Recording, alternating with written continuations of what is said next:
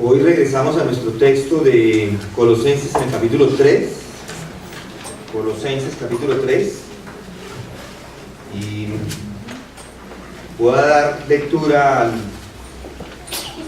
a los versículos que tenemos para hoy. Colosenses 3, versículo 15.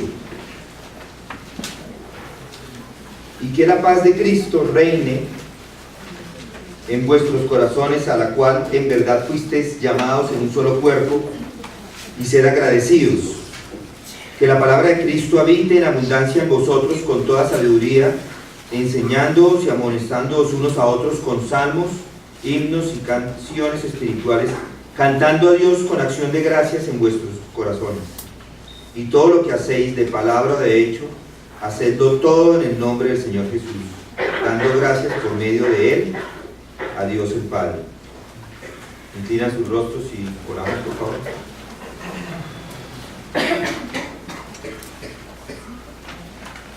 Dios Todopoderoso, Dios Creador del cielo y de la tierra, tú que demostraste tu poder a través de la historia al llevar al pueblo de Israel, sacarlo de Egipto y llevarlo por el desierto y mantenerlo, y nos demostraste que ese poder es grande, nos lo demostraste en tu escritura, y el más grande de todos, el haber enviado a tu Hijo Jesucristo a que Él se encarnara y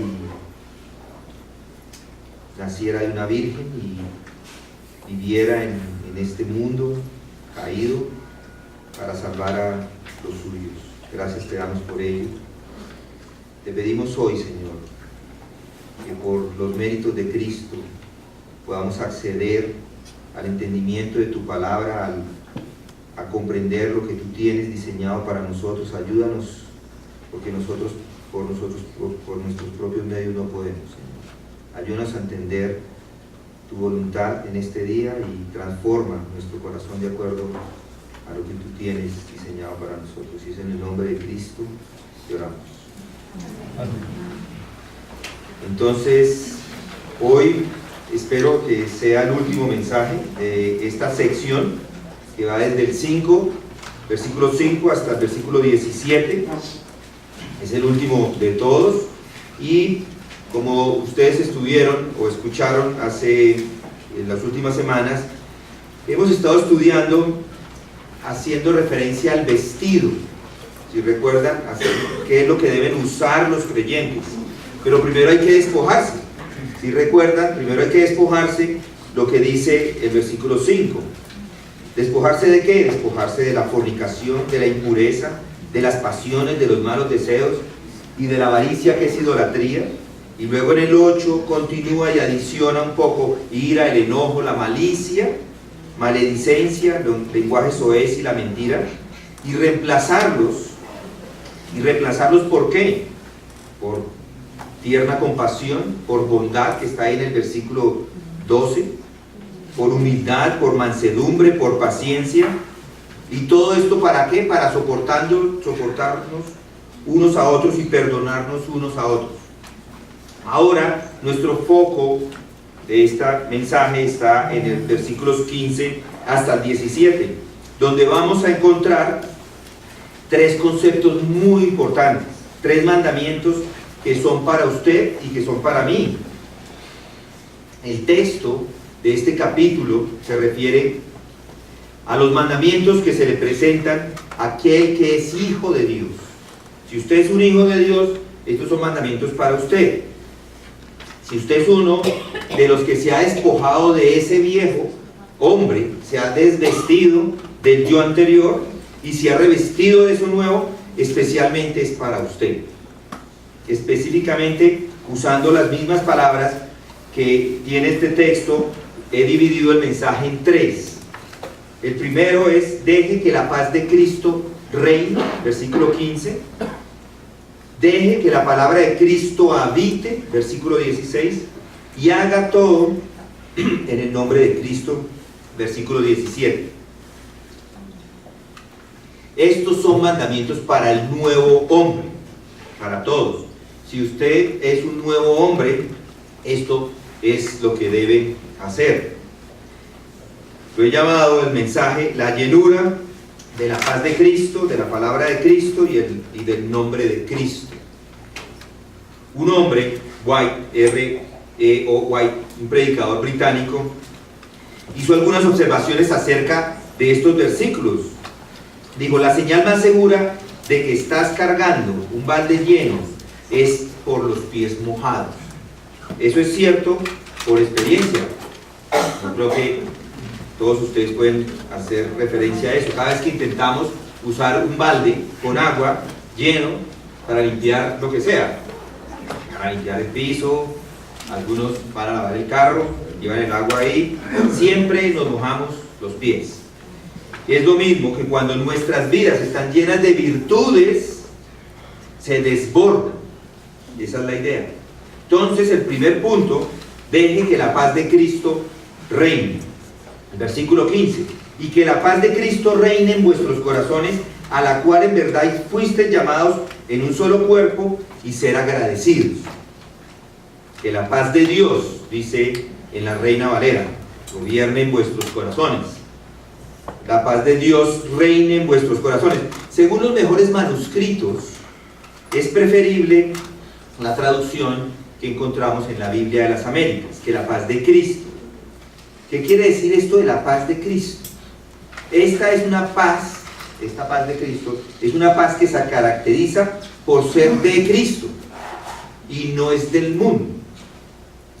Juan 14:27 dice, el mismo Jesucristo: la paz os dejo, mi paz os doy, no os la doy como el mundo la da. No se turbe vuestro corazón ni tenga miedo. No es una paz como el mundo, es la paz de Cristo. La palabra paz, eirene, en el griego incluye dos ideas. Una objetiva, es decir, que no tiene intereses personales, y hay otra que es subjetiva. ¿Qué quiere decir? Que tiene influencia o se influencia por los intereses o deseos personales. Entonces, esa paz objetiva, en primer lugar, se refiere a esa paz producida por un pacto o un tratado entre dos partes en conflicto. Hay dos partes en conflicto y hay paz. El segundo lugar incluye el sentido de una actitud de descanso, una actitud de seguridad que cada persona tiene en frente a esa paz, es decir, tiene paz subjetiva. En el sentido objetivo, regresando otra vez, el cristiano tiene paz para con Dios. Ya Dios no es su enemigo. Dios es quien le ha justificado. Antes eran enemigos, eran rebeldes de Dios, estaban en una guerra con Él, estaban en una pelea, pero un día todos los que han entregado sus vidas al Señor hicieron paz. Hay una paz. Ese día cambió todo. Ya no hay guerra, ya no hay rebeldía. Es lo que dice Romanos 5:1. Por tanto, habiendo sido justificados, dice Pablo, por la fe, tenemos paz para con Dios por medio de nuestro Señor Jesucristo. Hay paz, es una paz objetiva. El versículo 10 del mismo Romanos dice lo siguiente, Romanos 5:10: porque si cuando éramos enemigos fuimos reconciliados con Dios por la muerte de su Hijo, mucho más, habiendo sido reconciliados, seremos salvos por su vida.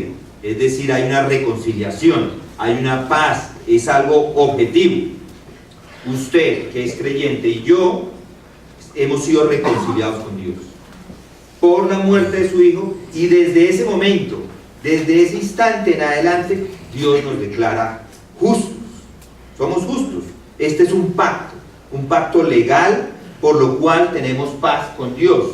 De otra manera, seríamos enemigos, estaríamos en rebeldía, y si usted hoy no es parte de ese pacto, usted está en rebeldía con Dios, no está a cuentas con Él, y Él es su enemigo, no es su amigo. Es el enemigo. Por eso tiene que hacer paz con Dios. El segundo sentido es una paz más subjetiva.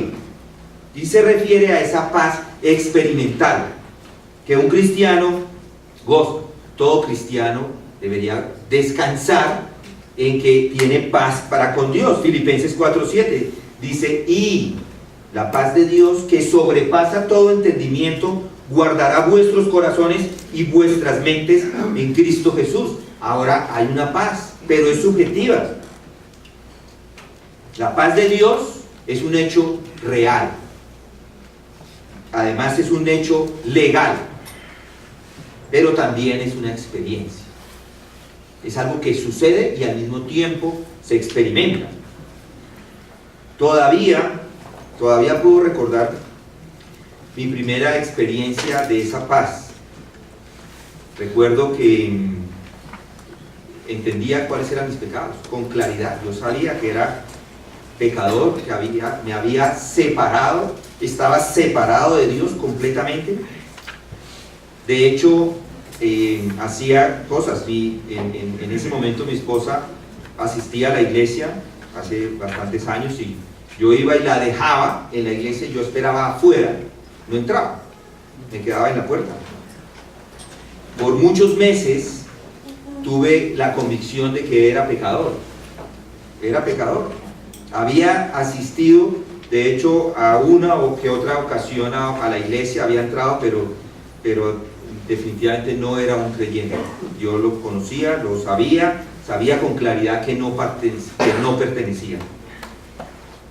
De hecho, en algún momento pensé, dije yo creo que debería entrar, porque si existe un Dios, yo debería estar allá, porque si no existe, pues no pasa nada, pero si existe, lo mejor es entrar.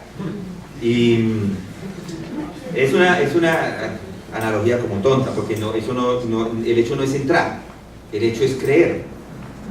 Pero me seguía engañando, seguía andando en ese camino y estaba por fuera del pacto, por fuera de los ministerios de la vida espiritual, estaba afuera. En algún momento empecé a conocer, fui varias veces a diferentes servicios, asistí a una iglesia los domingos por varios domingos, pero no tenía la paz de Cristo. Sin embargo, una tarde, lo recuerdo con claridad, iba manejando de regreso del trabajo y me encontré con Cristo, digámoslo así. No que Cristo me habló, pero en un momento tuve esa paz. Dije, creo, definitivamente creo. Recuerdo ese momento y recuerdo tanto que casi que pudiera sentir lo que estaba pasando en ese momento. Fue una paz. Yo estoy en paz con Dios.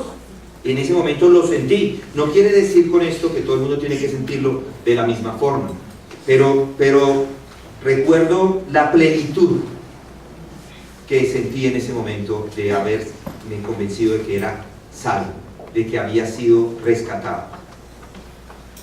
Recordé las palabras que muchas personas habían dicho en la iglesia.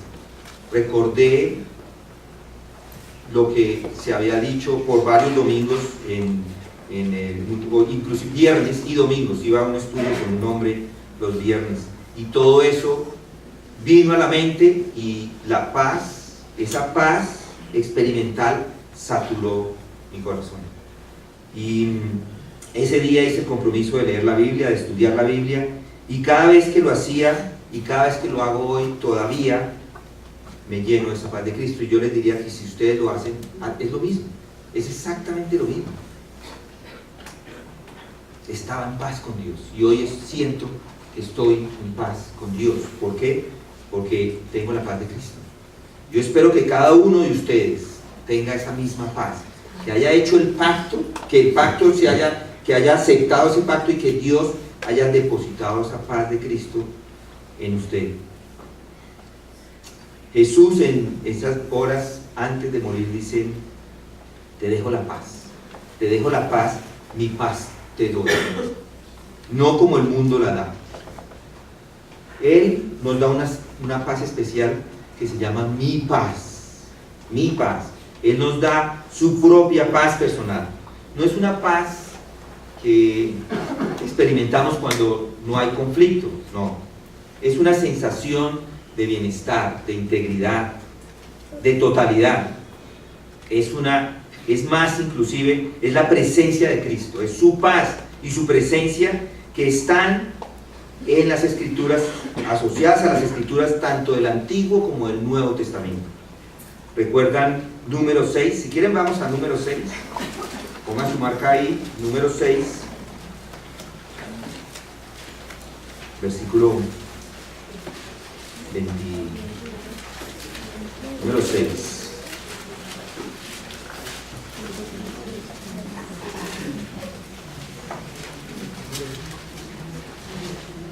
Número 6, el Señor te bendiga y te guarde. ¿Recuerdan? El Señor haga resplandecer su rostro sobre ti, versículo 24, 25, y tenga de ti misericordia, y el Señor alce sobre ti tu rostro y te dé paz. Así invocará mi nombre sobre los hijos de Israel, y yo los bendeciré. Era esa presencia de Dios que estaba conmigo cuando estaba conduciendo. Es esa experiencia de paz cuando se da ese cese a la hostilidad de Dios, cuando uno reconoce que es un rebelde, que reconoce que es pecador, que está apartado, pero cuando Dios permite o recibe uno esa paz de Dios, ya no existe ese sentimiento de rebeldía, sino es un sentimiento diferente que ha marcado mi vida, y yo espero que sea el mismo sentimiento que ha marcado la vida de ustedes. ¿Y qué dice, volviendo a Colosenses, qué dice que debemos hacer con esa paz?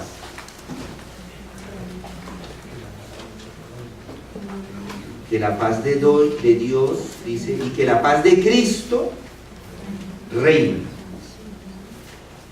en vuestros corazones. ¿Qué significa que la paz de Cristo reine? Reine o gobierne, en la Reina Valera dice gobierne, es un presente, es un imperativo. Presente quiere decir que es algo que hay que hacerlo constantemente, e imperativo es un mandamiento, es algo que yo tengo que hacer.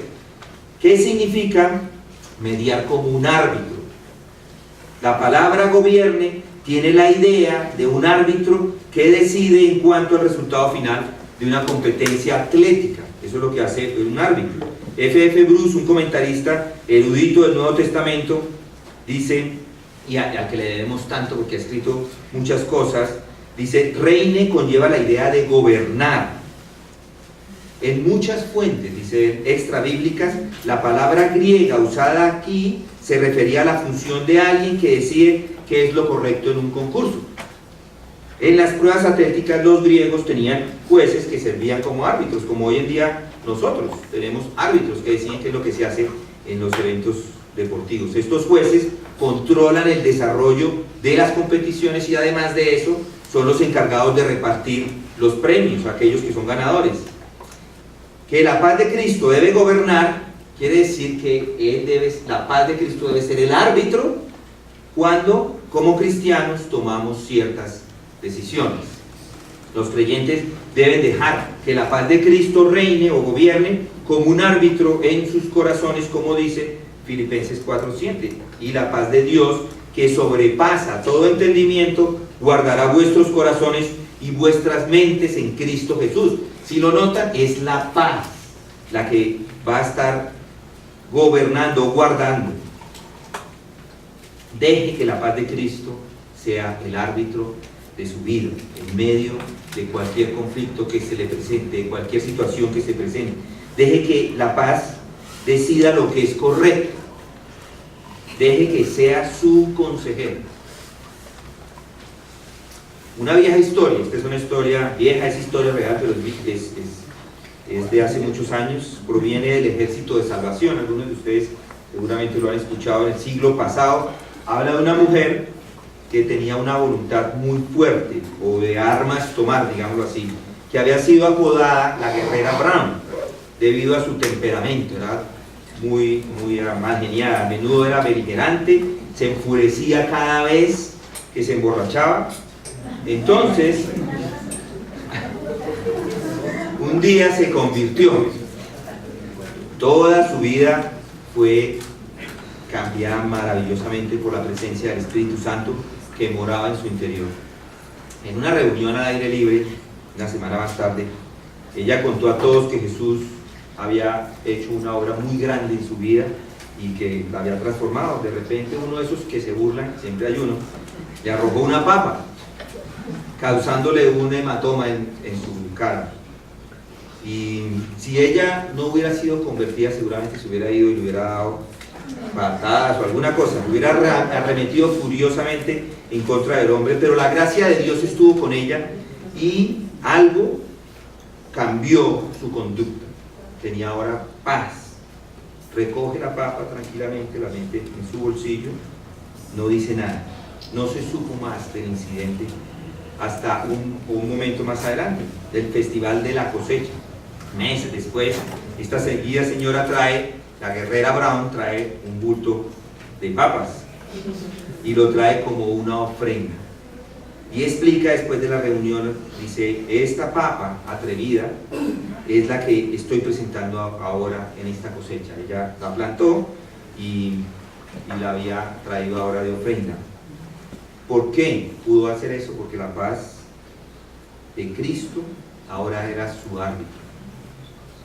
Dios está, o Dios es lo que nos está diciendo en este versículo, o Pablo nos está diciendo en este versículo 15. Dice el versículo 15, a la cual en verdad fuisteis llamados en un solo cuerpo, en un solo cuerpo. Este llamado es eficaz y se hace en un solo cuerpo, es decir, y se refiere a que cuando recibe la paz de Cristo, entra a ese solo cuerpo. ¿Y cuál es ese solo cuerpo? La iglesia.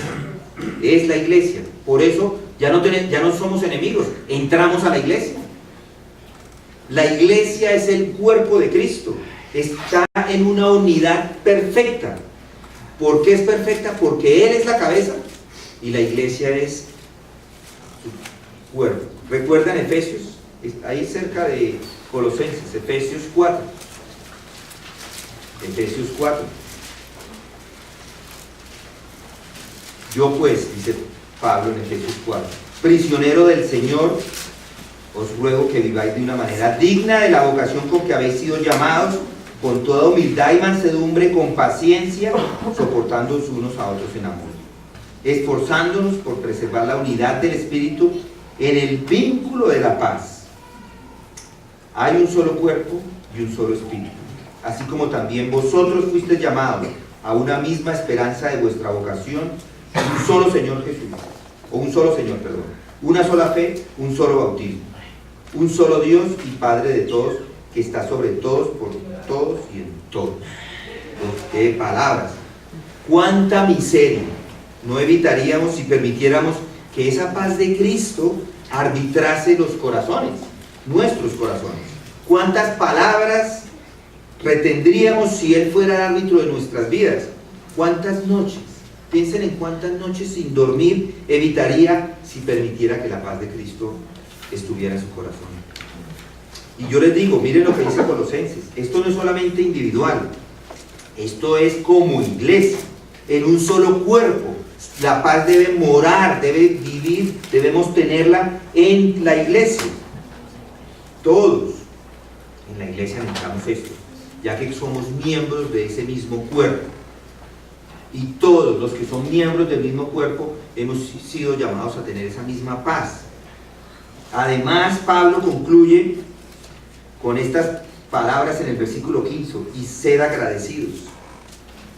Sed agradecidos, es una orden que se repite inclusive en el versículo siguiente, en el 16, dice a Dios con acción de gracias, y en el versículo 17 otra vez, dando gracias. Gracias, uno debe dar gracias por mantener, porque no debemos de ser gracias, tenemos la paz de Cristo, agradecidos, una actitud de gratitud con Dios por todo lo que nos sucede. Inevitablemente debe afectar, el hecho de que tenemos paz con Dios debe afectar nuestra paz interna, nuestra experiencia y nuestras relaciones con las otras personas. Cuando los cubos que llevamos están llenos de Cristo, nuestras vidas se bañan con la paz de Dios en acción de gracias. como cristiano, debe vivir consciente de que tiene paz con Dios y la paz de Dios debe gobernar su corazón. Entonces, primero, deje que la paz de Cristo reine. Segundo, deje que la palabra de Cristo habite. Versículo 16, Colosenses 3:16. Que la palabra de Cristo habite en abundancia en vosotros con toda sabiduría, enseñándoos y amonestándoos unos a otros con salmos, himnos y canciones espirituales, cantando a Dios con acción de gracias en vuestros corazones. Qué lindo esa porción de la Escritura.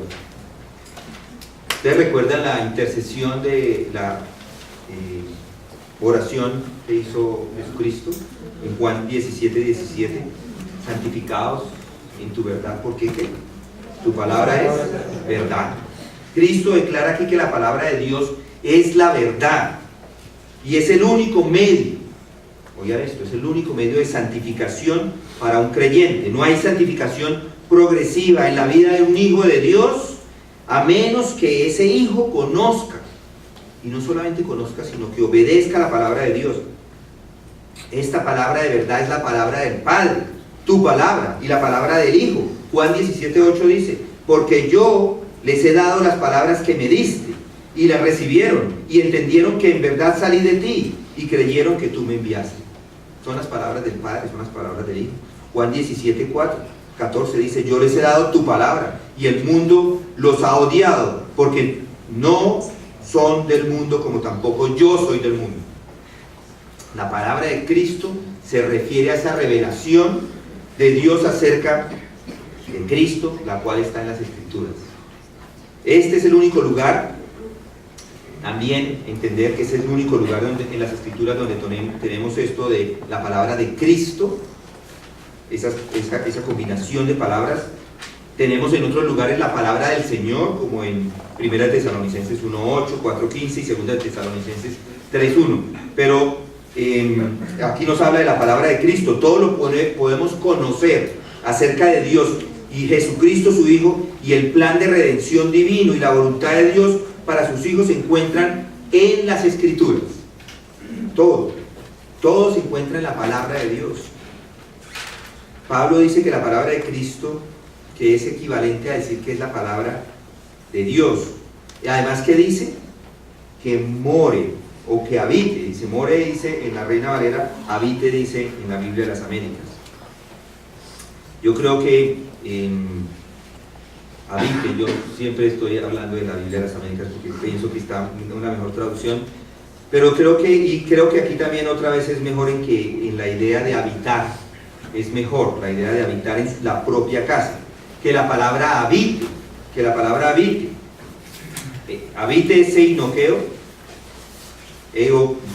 en oikeo, en griego es una combinación de dos palabras, en, y el sustantivo oikos, que es casa, dentro de la casa, traducido es en casa. Lo que Pablo está diciendo acá es que la palabra de Cristo more, habite en nosotros de tal manera que está en casa, permanece ahí, que tome residencia en ustedes, haga campamento, ponga una tienda de campaña. Ahí llegó. Ustedes seguramente han visto, y pues todos, es evidente para todos, han llegado familias de nuestros hermanos los venezolanos, han llegado a vivir en diferentes lugares. Ellos están haciendo campamento, están entrando al país, el país los está recibiendo y ellos entran y hacen aquí sus vidas. Aquí está la idea, es eso mismo, que haga residencia, que more, que la palabra de Cristo en abundancia entre en nuestras vidas, que la palabra de Cristo sature nuestras mentes, nuestros corazones, nuestro ser.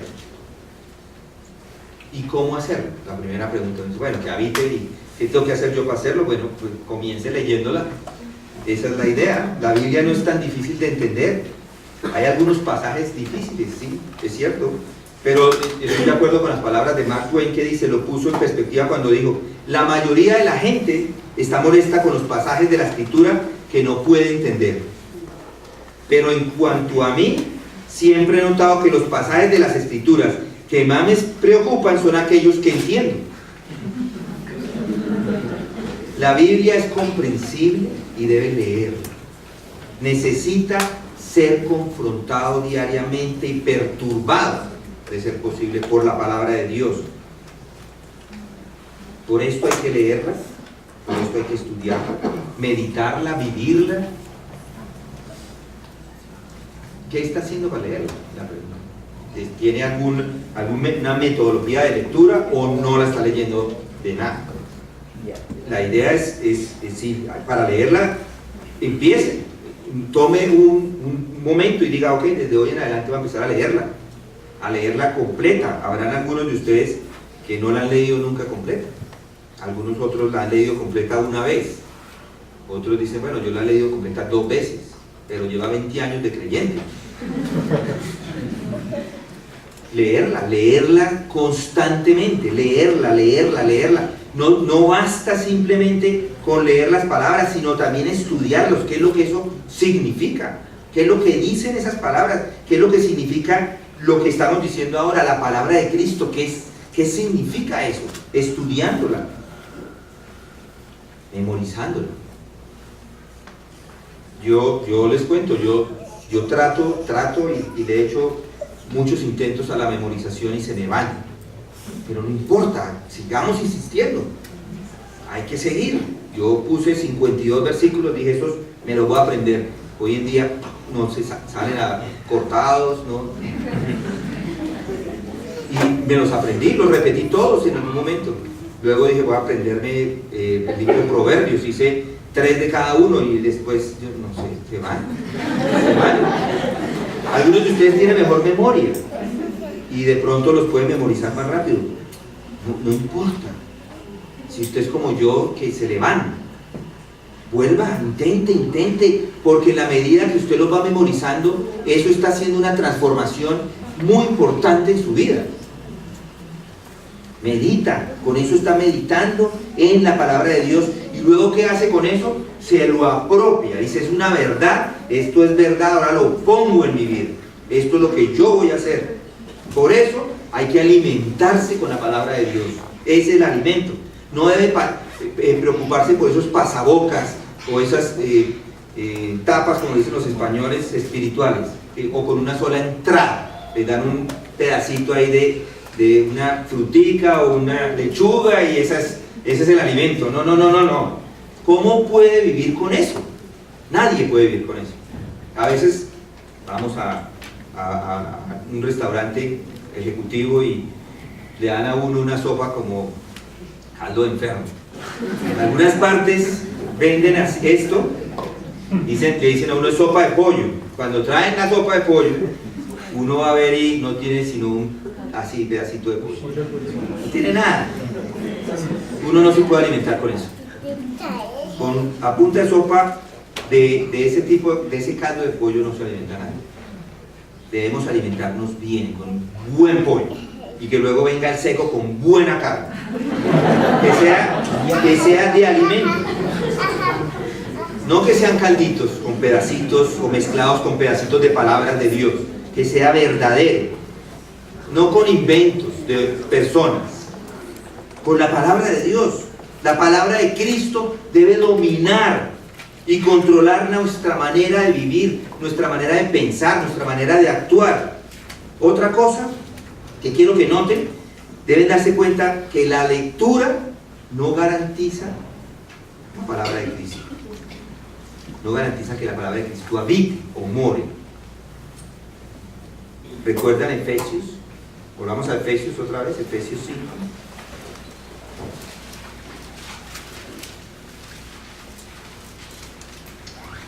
5:18 dice, aquí vemos los mismos elementos, los mismos resultados de la llenura del Espíritu, dice Efesios 5:18, y no os embriaguéis con vino, en lo cual hay disolución, sino sed llenos del Espíritu, hablando entre vosotros con salmos, himnos y cánticos espirituales, cantando y alabando con vuestro corazón al Señor. Entonces, la palabra de Dios debe leerse y debe meditarse bajo la influencia del Espíritu Santo, si es que quiere que habite en ustedes constantemente. Esa es la idea. La riqueza viene cuando al ser entregados al Espíritu Santo, medita en esos pasajes, los memoriza y luego hace con ellos lo que dicen, y eso se hace por medio del Espíritu Santo. No es simplemente una cuestión de estudio disciplinado, es una cuestión del corazón. Es la participación llena, completa del Espíritu Santo en la vida y de su palabra. Y yo les digo, es un alimento delicioso. Es siempre rico, nunca está malo, nunca está dañado, nunca hay una queja, siempre es buena comida. La palabra siempre. Y dice ahí, miren los textos en 1 Corintios, en Colosenses, que habite en abundancia en vosotros con toda sabiduría, enseñándoos y amonestándoos unos con otros en toda sabiduría, cantando con gracia en vuestros corazones al Señor con salmos e himnos y cánticos espirituales. Estos son los resultados de ser llenos del Espíritu Santo. La conclusión es obvia: ser llenos del Espíritu Santo y permitir que la palabra de Dios o la palabra de Cristo abunde son expresiones paralelas y son intercambiables, es decir, es lo mismo. En la medida que yo más voy a la palabra de Cristo, en la medida que yo más a la palabra de Dios, estoy llenándome de ese espíritu. Tertuliano, en el segundo siglo, dijo acerca de una fiesta de amor cristiana en la que después de lavarse las manos y de traer las luces, cada uno de los asistentes estaba invitado a cantar a Dios en la presencia de los demás desde su propio corazón. Ese es el signo revelador de que la rica palabra de Cristo habita en ustedes. Noten que dice lo siguiente, dice: una vez que habita con toda sabiduría, enseñándoos y amonestándoos unos a otros. Es decir, que cuando la palabra de Cristo habita, controla las condiciones, la vida, el ser, ¿qué hace? Se enseña y se exhorta. Se enseña y se exhorta con toda sabiduría. Enseñar es una instrucción positiva, es decir, haga esto de acuerdo con su palabra. Y exhortar es advertir: no haga esto o experimentará estas consecuencias de acuerdo con la palabra de Dios. Yo creo que hay que enseñar. Una vez que la palabra mora, hay que enseñarle a todas las personas, a todos los que estén cercanos a nosotros, exhortándolos, enseñándoles lo que dice la palabra. Algunos dicen: bueno, pero yo no he sido maestro, no enseño. Hay un librito muy bueno de Howard Hendrickson que muestra cuáles son las 7 leyes de la enseñanza, y yo creo que a todos nos cae bien darle una lectura. Howard Hendrickson. Y hay otro en español. En realidad el libro en español es el original, es en inglés, pero lo encontramos traducido, que son las 7 leyes de la enseñanza de Juan Milton Gregory, se llama. Está en muchos lugares y lo pueden conseguir. Y la idea de ahí es entender que el maestro primero tiene que saber, tiene que conocer para poder enseñar. Entonces primero aprende, primero sabe, primero hay una transformación en su corazón, y luego tiene que comunicar eso, tiene que saber cómo comunicarlo y lo comunica. Esa es la ley de la educación, es decir, que sabe cómo hacerlo, buscando que las personas sean transformadas. Además, dice que se deben usar palabras comunes, porque a veces le enseñamos, pero le damos unas palabras que la gente dice: pero la propiciación, pero dígame qué significa la expiación, qué significa esas cosas. Que sean claros con palabras comunes, que estén listos ambos para ser transformados. Es decir, uno no puede enseñar si la otra persona no está dispuesta a aprender. Pero esa es la idea, es enseñar, es coger la palabra de Cristo, que more, que habite y que la comunique. Es comunicar esa información que conoce y comunicarla como dice ahí. Miren lo que dice ahí: amonestándose unos a otros con salmos, himnos y canciones espirituales, con emoción, Imagínense a la iglesia primitiva, cuando les estaban diciendo esto, uno se levanta y canta de pronto un salmo, y otro responde con otro salmo. Los himnos, todo el mundo los cantaba, el coro, todos involucrados en los cantos, y todo, ¿por qué? Por lo que Dios había hecho en sus vidas. Había música en sus corazones, y de eso es lo que está hablando este versículo. Esto se encuentra en varios momentos de la historia. Cada vez, mis hermanos, cada vez que hay un reavivamiento, durante los últimos 2000 años han habido reavivamientos.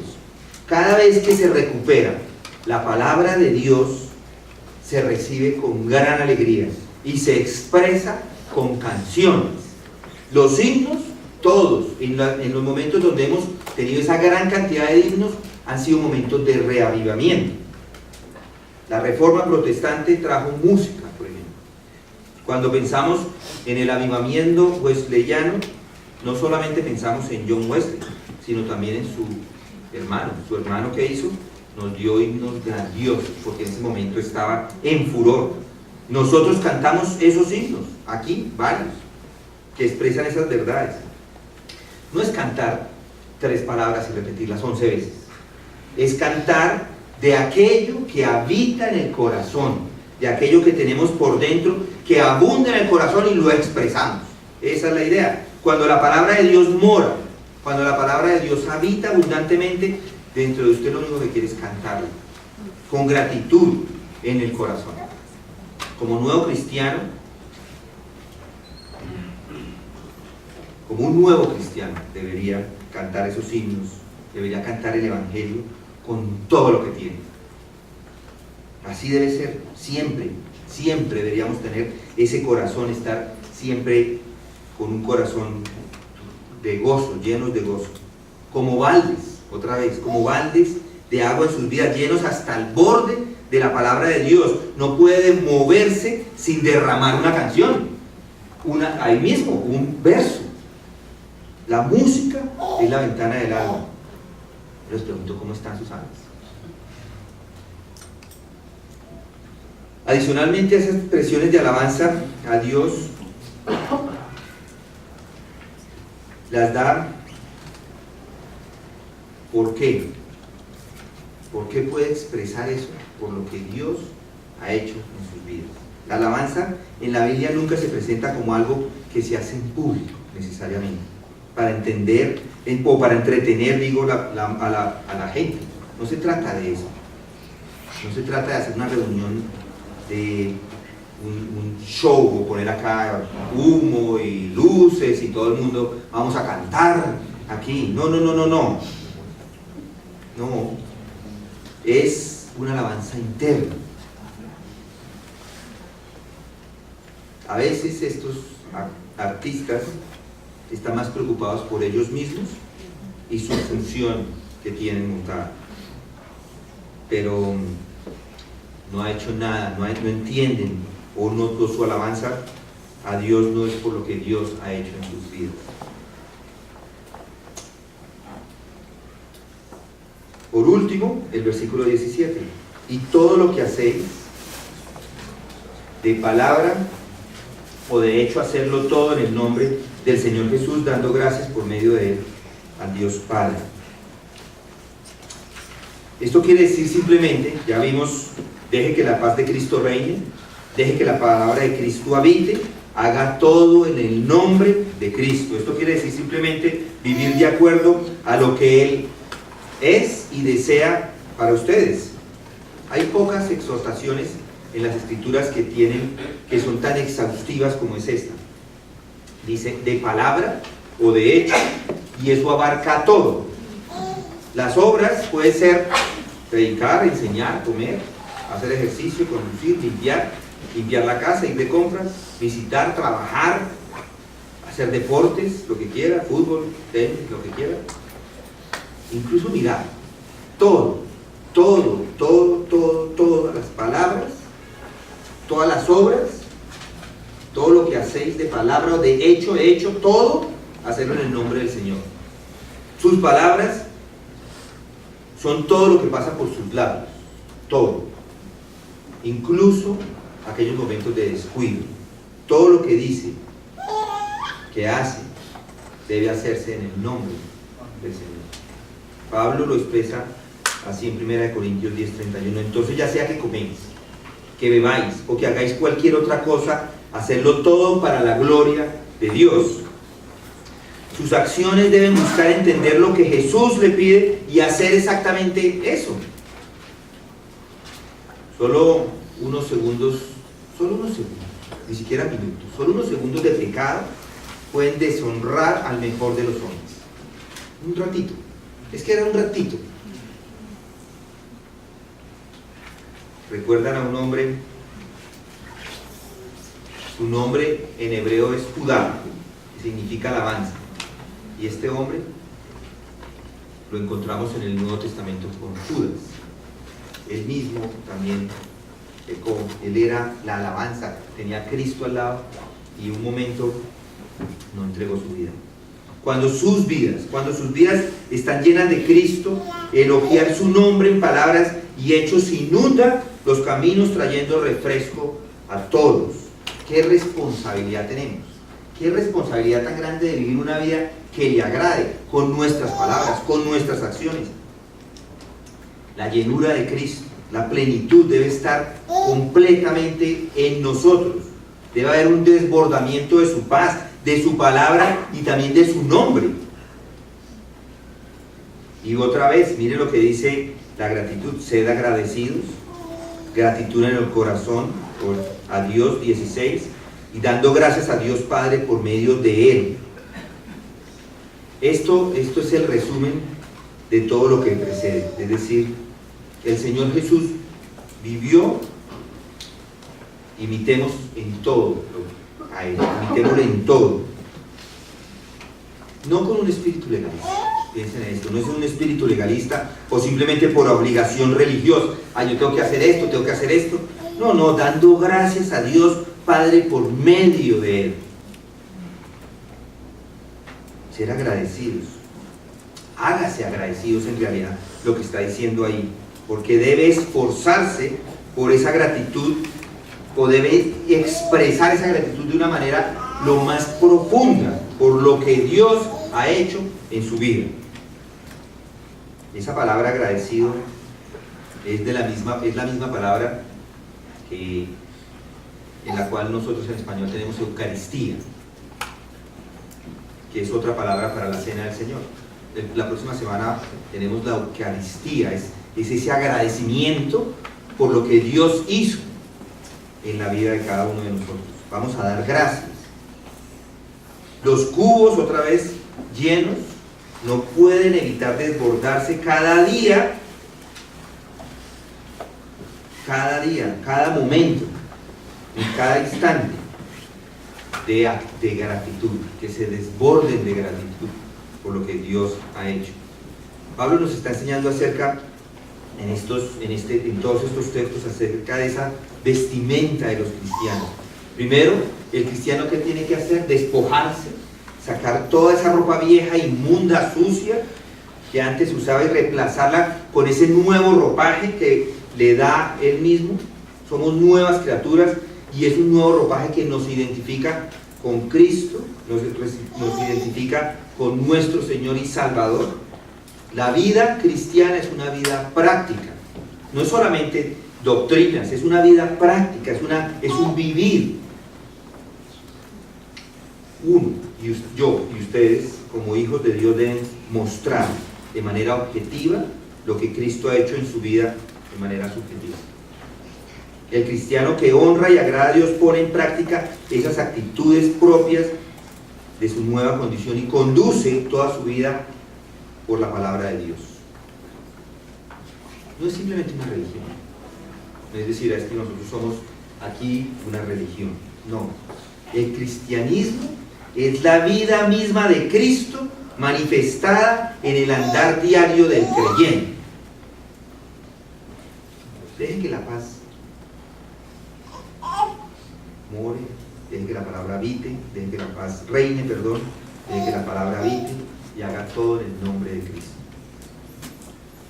antes bien vestidos del Señor Jesucristo, dice Pablo en Romanos, y no proveáis para los deseos de la carne. Y vamos a orar.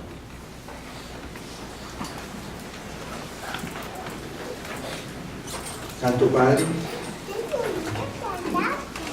gracias te damos porque en tu misericordia tú nos permitiste tener la escritura. Gracias, Señor, por la palabra. Gracias, Señor, porque en ella encontramos todo lo que necesitamos para vivir una vida que te agrade. Gracias, Señor, porque tenemos a Cristo. Te pedimos que esa paz que Él nos da en realidad sea una paz que reine en nuestros corazones. Que la palabra de Dios abunde. Señor, permítele a cada uno de mis hermanos acá hacer un compromiso de leer la Escritura, de ser ministrados por medio de ella. Y Señor, en nuestras acciones, cada una de ellas, todas, cada una de ellas la hagamos en el nombre que es sobre todo el nombre de nuestro Señor Jesucristo. Y es así como oramos en su nombre. Amén.